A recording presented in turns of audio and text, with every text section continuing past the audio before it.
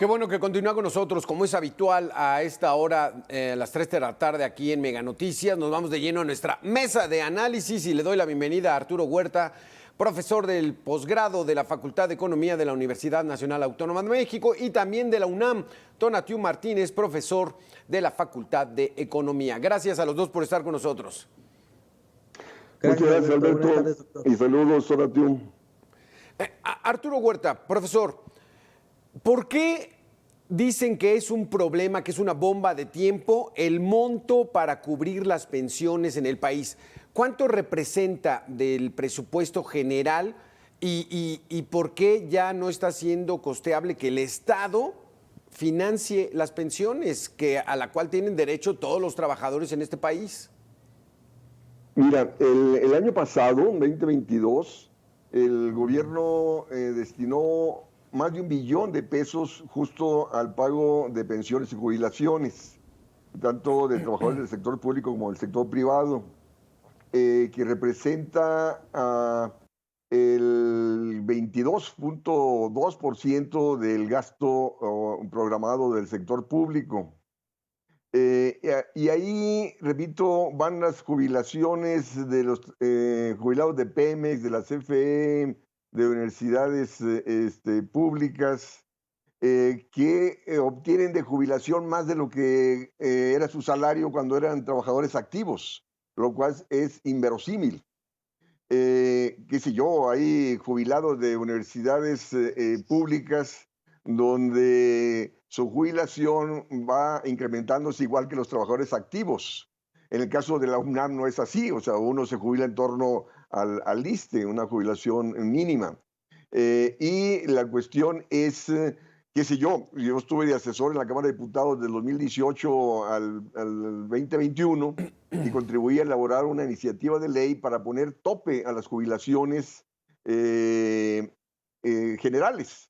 O sea, un tope de 15 salarios mínimos, justo para terminar con las pensiones de 200,000 pesos mensuales y más que obtienen jubilados de Pemex, de la CFE, Banco de México, las de Lorenzo Córdoba, hicieron una llama que no van a hacer pensiones, pero tienen un pago ahí importante por salir de su función en donde estuvieron pocos años, y la verdad es que los mexicanos comunes y corrientes no tenemos ese derecho, sobre todo a partir de 1997, cuando platicábamos la vez pasada, esa transformación de fondo de un modelo de beneficio definido, un modelo de capitalización individual, en donde también nos fuimos a otro gran extremo, ¿no? Ahora prácticamente con el modelo que tenemos le quitamos la pensión a las personas basándonos en un ahorro individual que como vimos en los números la otra ocasión, pues no vamos a llegar a ningún lado.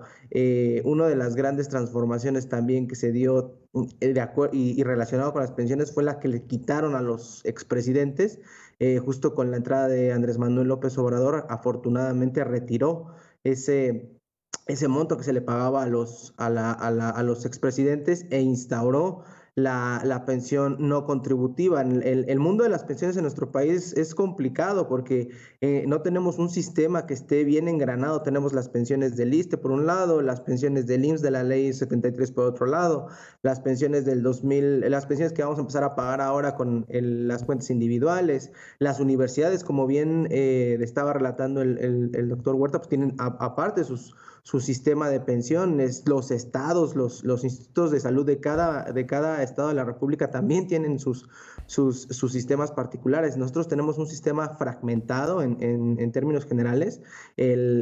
Algunos estudios dicen que tenemos más de 1,000 sistemas diferentes de pensiones en el país, o modelos de ¡Qué barbaridad! Profesor Arturo Huerta, esto de las pensiones de los expresidentes, el propio Felipe Calderón decía él, yo la voy a donar, así como Olga Sánchez Cordero, yo voy a donar mi pensión a algunas fundaciones. Y el propio presidente López Obrador dice, no, yo no la requiero, yo también, pues sí, pero porque tienen ingresos por otros lados, tan solo por el partido Morena, que ellos son los fundadores. Entonces, ¿cómo poner orden en esto, profesor Arturo Huerta, si es que hay la voluntad política, como dicen, para poner orden en esto? Mira, yo no he visto voluntad política para poner orden en esto, porque, fíjate, los pasivos laborales de sus asegúnes, ¿no, Tonatiuh?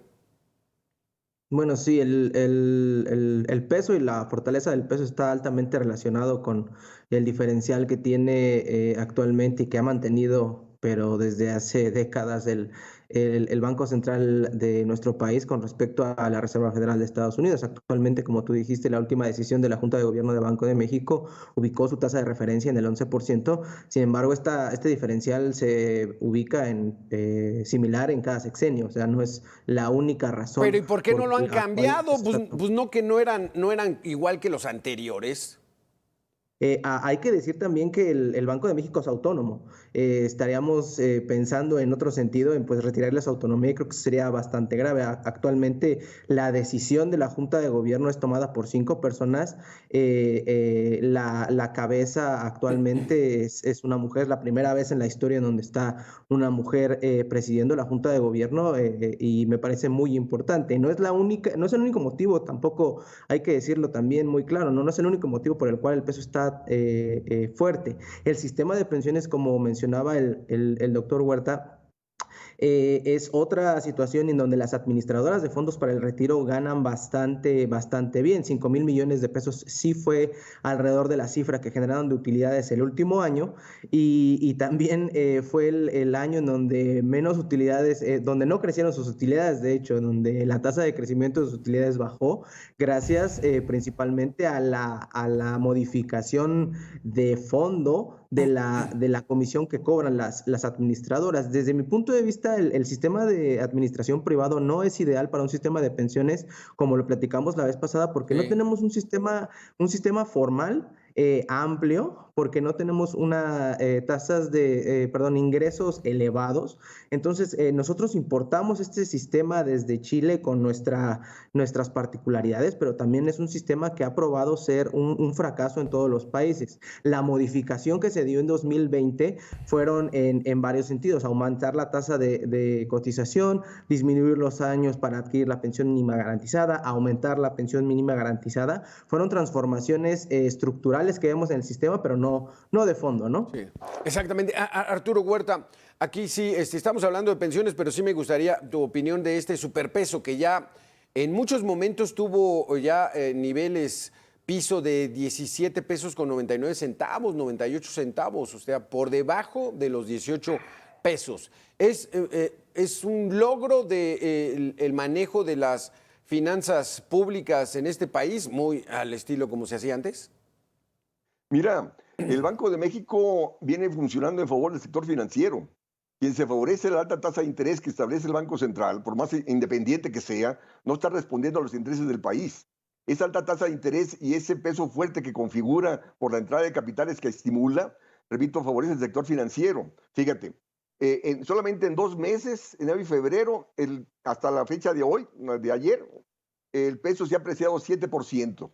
Entonces, aquel que vino cuando el dólar estaba en 21 o 20 pesos, invierte en deuda pública, ahora ya los CETES están en 12%, te gana ese diferencial entre Estados Unidos y México, que es ese diferencial de 7 puntos, y luego le sumas esta apreciación en 2 meses de 7% del peso, que sale más barato. O sea, si quieren salir ahorita, el dólar le va a salir más barato que cuando entraron. Entraron cuando costaba 21 y ahora le sale 18 pesos, ¿no? Ahí hay una diferencia ya de 3 pesos, más la tasa de interés, ese diferencial de tasa de interés. Entonces, pasa a tener una rentabilidad aquí arriba del 15%, ese capital financiero. Entonces, el Banco de México está respondiendo a los intereses del sector financiero y no a los intereses de crecimiento del país, porque el crecimiento te requiere baja tasa de interés y te requiere un tipo de cambio competitivo para que ese dólar barato que abarata importaciones no te desplazan a la producción nacional,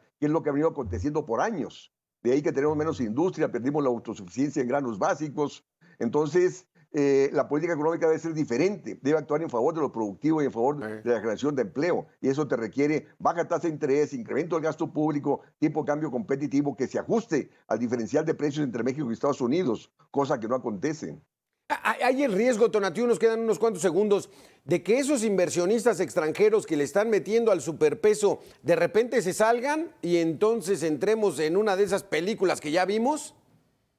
No, desde mi punto de vista no es un riesgo que se fundamente, no va a haber una depreciación fuerte como la que anunció Moody's en su momento de 24%, todo lo contrario, está muy fuerte el peso. Los fundamentales desde mi óptica de la economía son suficientemente atractivos para que la inversión extranjera esté en máximos históricos y estemos viendo también al mismo tiempo que las condiciones del empleo, tanto formal como de otro estilo, estén cambiando de fondo. Entonces estamos viendo una transformación de fondo en el mundo del empleo, una transformación de fondo en el mundo de la economía y la política económica impulsada desde el fortalecimiento del sector energético de nuestro país. Exacto. Es una cosa que no habíamos visto en bastante tiempo y bastante sólido desde mi punto de vista. Bueno, pues muchísimas gracias, Tonatiuh Martínez, muchísimas gracias, profesor Arturo Huerta, por haber estado con nosotros. Vamos a seguir con estos temas económicos, en este caso las pensiones.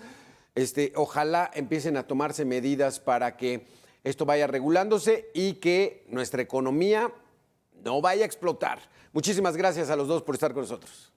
Muy buenas tardes, muchas gracias. Es Alberto, doctor, buenas tardes. Hasta ahí esta mesa de análisis, el asunto de las pensiones, el superpeso, en fin, muy interesante todos los conceptos que nos vertieron nuestros invitados. Regresamos con este tema, las pensiones, de qué tamaño es el problema, en 2 minutos.